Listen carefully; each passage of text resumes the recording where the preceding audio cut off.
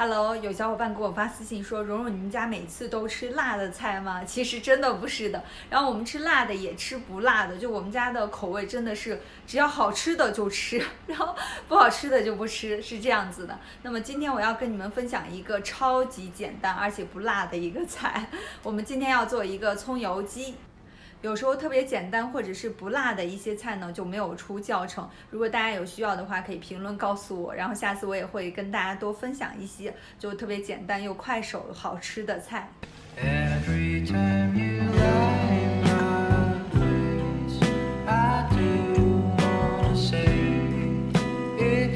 准备一只鸡，这只鸡比较小一些，好像是童子鸡。再准备一些小葱和生姜。鸡头和鸡爪部分去掉，把它分成2半，准备腌制一下。撒上一些盐、白胡椒粉，涂抹均匀。这边也撒一下。小葱留出一半葱白部分，葱绿部分全部切成这种段。再切一点生姜。铁锅预热一下，加一些油，放上葱绿。全部都摆上，生姜片也可以码上，放入腌好的鸡，是不是很简单？让它趴到里面，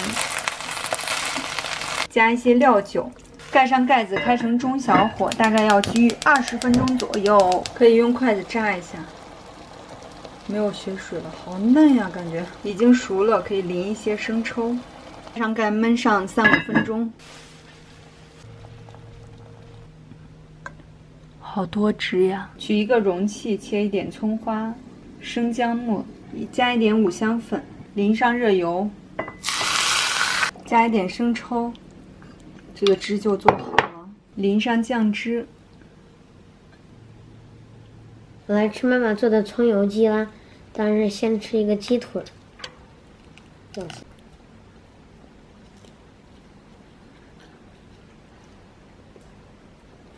再来摆一块。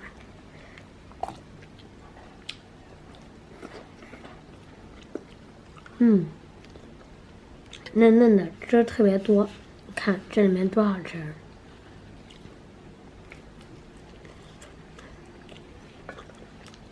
能拿100分，那就是这个数。都懂了吧？是100分。